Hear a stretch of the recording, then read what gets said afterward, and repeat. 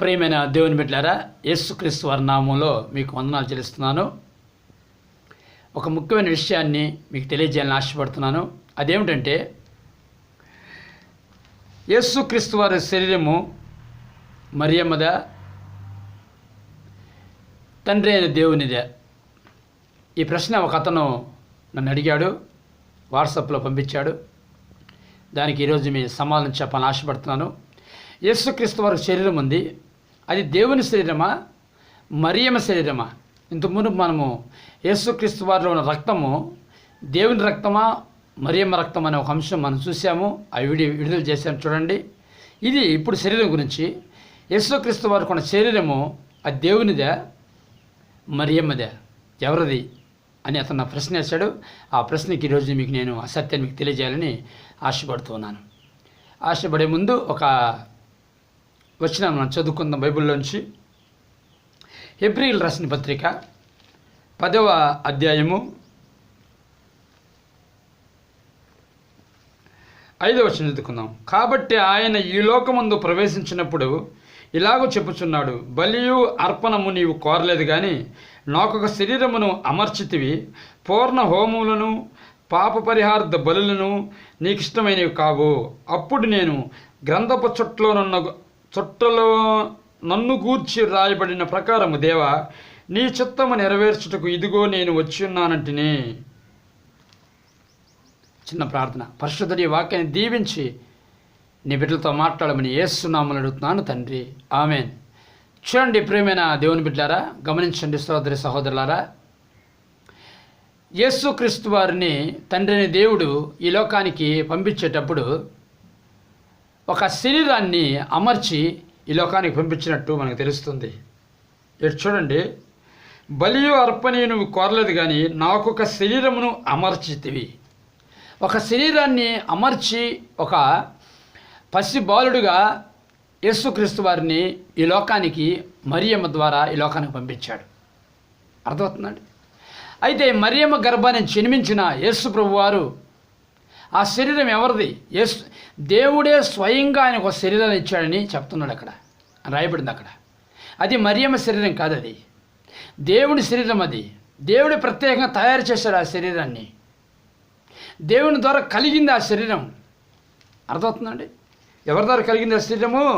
దేవుని ద్వారా కలిగిన శరీరము అది. అందుకే యోహాను సువార్తలో ఒక మాట ఉంటుంది. యోహాను సువార్త 1వ అధ్యాయము 14వ వచనం చూస్తే, ఆ వాక్యము శరీరధారి అయి కృపాసత్య సంపూర్ణుడుగా మన మధ్య నివసించను, తండ్రి వలన కలిగిన అద్వితీయ కుమారుని మహిమ వలె. తండ్రి వలన కలిగిన అన్నది. అక్కడ ఎవరి ద్వారా కలిగింది ఆ శరీరము? తండ్రి వల్ల కలిగిన శరీరం యేసు ప్రభుది.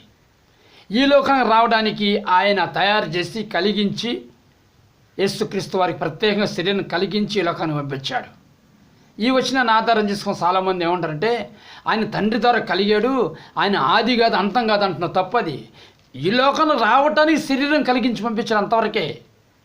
ఆయన ఆదిలో ఉన్నాడు, అసలు ఆదే ఆయన. ప్రేమైన సోదర సహోదరులరా, ఆయనకి పుట్టుకలేదు. యేసుప్రభువుకి పుట్టుకలేదు. దేవునికి పుట్టుకుంటుందా? మరణం లేదు. అర్థమవుతుందా? లోకానికి రావడానికి ఆయన పుట్టాడు.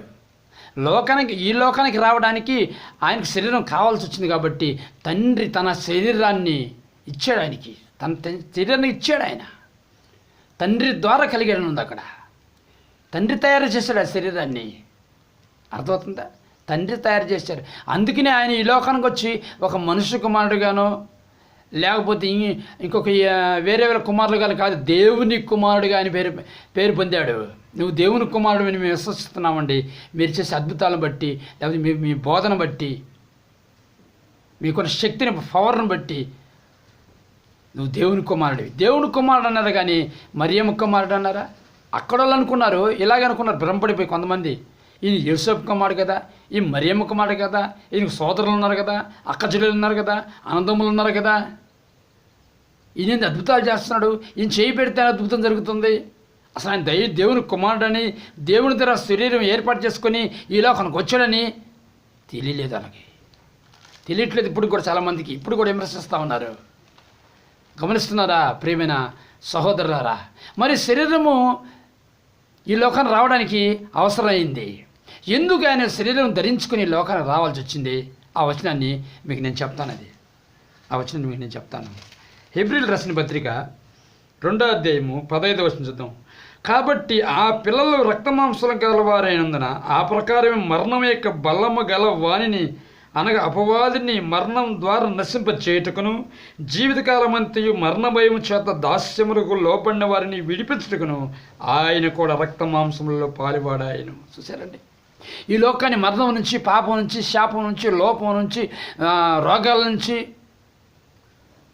విడిపించడానికి, అపవాది క్రియను లయపరిచి అపవాదను ఓడించడానికి ఆయన ఈ లోకానికి శరీరం అవసరమైంది. శరీరధారిగా రావాల్సి వచ్చింది. ఒక శరీరం కావాల్సి వచ్చింది. పాపంతోనే లోకాన్ని పరిశుద్ధపరచడానికి, తన శరీరం ద్వారా ఈ పాపాలని తీసేయడానికి, రక్తం ద్వారా పాపాలని నాశనం చేయడానికి. అర్థమవుతుంది. ప్రజలకు సర్వ మానవాళికి రక్షణ ఇవ్వటానికి, కలువరి శిలువలో రక్తము శరీరం నలగొట్టబట్టడానికి, ఆ శరీరం ద్వారా, ఆ రక్తం ద్వారా మన జీవాన్ని ఇవ్వటానికి తండ్రి తన సొంత శరీరాన్ని తయారు చేసి ఇచ్చి పంపించాడు. ఇది మరియమ్మ శరీరం కాదు, అది మరియమ్మ రక్తం కాదు ఆయనలో ఉండేది, తండ్రి శరీరము, తండ్రి రక్తము. ఈ విషయం నువ్వు తెలుసుకుంటే ప్రియమైన సోదరుడా, ఆయన దేవునిగా నువ్వు ఆరాధిస్తావు, దైవ కుమారుడిగా నువ్వు ఆరాధిస్తావు, దైవ మానవుడిగా నువ్వు తెలుసుకుంటావు, అనుకుంటావు. ఒక మనిషి కుమారుడిగా, ఒక మానవుడిగా నువ్వు చూడొద్దని బైబిల్ చెప్తుంది. ఆయన దేవుని కుమారుడని, దేవుడని బైబిల్ చెప్తుంది. ఎందుకంటే కుక్కకు పుట్టేది కుక్కే, పందికి పుట్టేది పందే, చెట్టుకు పుట్టేది చెట్టే. అర్థమవుతుందా? కోడికి పుట్టేది కోడే, మనిషికి పుట్టేది మనిషే, దేవునికి పుట్టేది దేవుడే. కనుక ప్రియమైన దేవుని బిడ్డారా, యేసుక్రీస్తు వారి దేవుడు. కుక్క పుట్టేది కుక్క అనక నక్క అంటామా చెప్పండి? మనిషికి పుట్టి మనిషి అనక జంతువు అంటామా? అట్లాగే దేవుని పెట్టేది దేవుడు అనక మనిషి అంటామా? అర్థం చేసుకోవాలి, మనం అర్థం చేసుకోవాలి. కనుక ప్రియమైన దేవుని బిడ్డారా, యేసుక్రీస్తు వారికి ఉన్న శరీరము అది దేవుని శరీరము, యేసుక్రీస్తు రక్తము అది దేవుని రక్తము, యేసుక్రీస్తు వారు బోధించే బోధ అది దేవుని బోధ. యేసుక్రీస్తు వారు వచ్చింది పరలోకం నుంచి, తండ్రి ఉండేది కూడా పరలోకం నుంచి. యేసుక్రీస్తు వారు వెళ్ళింది పరలోకానికి, తండ్రి కూడా ఉండేది పరలోకంలోనే. కనుక అందుకే పరలోకమందున మా తండ్రి అంటాడు. ఆ పరలోకమందున తండ్రిని హృదయంలో ఉంచుకోమని చెప్పడానికి ఈ లోకానికి వచ్చాడు ఆయన. ఆ శరీరం నలగొట్టబడింది, ఆ రక్తం సిందించబడింది. చూడండి, దేవుడిచ్చిన శరీరం మన కోసం త్యాగం చేశాడు, దేవుడిచ్చిన రక్తం మన కోసం త్యాగం చేశాడు భూమి మీద. అవునా కాదా? దేవుడిచ్చిన శరీరము మళ్ళీ ఏమైందండి? మహిమ శరీరంగా మార్చబడింది. మనకిచ్చిన శరీరాలు కూడా దేవుడియే. మన తల్లిదండ్రులు కావి మనం అనుకుంటాం మన తల్లిదండ్రులే అని. దేవుడు మన తల్లిదండ్రులు మనం ఏర్పాటు చేస్తే బీజం వేసిన దేవుడు అండి. మన తల్లిదండ్రులు ఉపయోగించుకొని దేవుడు బీజం వేశాడు. మనలో ఉన్న రక్తం దేవునిదే, మనలో ఉన్న శరీరం దేవునిదే. అయితే ఈ శరీరం, ఈ రక్తము మలినమైపోయింది ఆదాము చేసిన పాపం ద్వారా. ఈ శరీర ప్రాణాత్మలను పరిశుద్ధపరచడానికి, ఆదాము చేసిన పాపాన్ని మళ్ళీ విరుగుడు చేయడానికి, తీసివేయడానికి యేసుక్రీస్తు వారు తండ్రి శరీరాన్ని, తండ్రి రక్తాన్ని ఈ లోకాన్ని చిందించడానికి తండ్రి శరీరంతో, తండ్రి రక్తంతో ఈ లోకానికి వచ్చాడు, చిందించాడు, నలగొట్టుకున్నాడు. అదే మనం బలారాధన రోజు బాప్టిజం తీసుకుంటారు. బలారాధన రోజు ఆ శరీరాన్ని, ఆ రక్తం ఎందుకు తీసుకుంటున్నాం? ఆయిందంటే తండ్రిది, అందులో పవర్ ఉంది, పరిశుద్ధత ఉంది, మోక్షం ఉంది. ఆ శరీర రక్తంలో పాప వినాశన ఉంది, పాప క్షమాపణ ఉంది రక్తంలో, శరీరంలో. కనుక ప్రేమేంది అని పెట్టారా, నీ యొక్క శరీరము, నీ యొక్క రక్తం కూడా దేవునిదే, దాన్ని పరిశుద్ధంగా ఉంచుకోవాలా. నీ యొక్క ఆత్మ కూడా దేవునిదే, నీ ఆత్మ దేవునిది, నీ శరీరం దేవునిది, నీ రక్తం దేవునిది. కనుక ఇవన్నీ కూడా పరిశుద్ధంగా ఉంచుకోవాలా పరలోకం వెళ్ళటానికి. ఆయన లోకానికి వచ్చి పరిశుద్ధంగా ఉంచుకున్నాడు, మానవుడిగా జీవిస్తూ పరిశుద్ధంగా దేవుళ్ళలాగా జీవించాడు. కనుక ప్రియమైన సోదరుడా, నువ్వెవరమైనా కానీ నీ శరీర ప్రాంతంలో నీవు కావు, అవి దేవుడిచ్చిన శరీరాన్ని, దేవుడిచ్చిన రక్తాన్ని, దేవుడిచ్చిన యొక్క ఆత్మని నువ్వు పరిశుద్ధంగా ఈ భూమి మీద అంతకాలం పరిశుద్ధంగా నువ్వు జీవిస్తే తర్వాత నీ శరీర ప్రాణతలు మహిమ శరీరంగా మార్చబడతాయి, పరలోకానికి వారసులు అవుతావు. ఇప్పుడు తెలిసిందా? యేసు ప్రభుకున్న శరీరము దేవుని శరీరము, దేవుడు కలిగించింది, దేవుడిచ్చింది. యేసు ప్రభువుల రక్తము దేవునిది, యేసు ప్రభువుల ఆత్మ దేవుని ఆత్మ. కనుక ప్రేమేంద్రుడు గమనించండి, నీలో ఉన్న శరీరము దేవునిది, నీలో ఉన్న రక్తము దేవునిది, నీలో ఉన్న ఆత్మ దేవునిది. వాటిని పరిశుద్ధంగా ఉంచుకుంటే తప్పకుండా పరలోక రాజ్యాన్ని పోతావు. ఒకవేళ ఇప్పుడు ఉంచుకోపోతే, ప్రభువా ఈ రోజు నుంచి నేను నా శరీర ప్రాణం నాయి కదా అంటున్నాడు, నీవు నా సొత్తు అంటున్నాడు. ఏమంటున్నాడు? నీవు నా సొత్తుని ఎందుకన్నాడు? ఇదంతా అయిందే కాబట్టి, ఈ సొత్తు అంతా అయింది కాబట్టి నీవు నా సొత్తు అంటున్నాడు. కావాలంటే ఆ వచనం కూడా మనం చూద్దాము. 2 కొరింథీయులు రాసిన పత్రికలో ఆ మాట ఉంటుంది. 2 కొరింథీయులు రాసిన పత్రిక 6వ అధ్యాయము మనం చూస్తాం. 6వ అధ్యాయము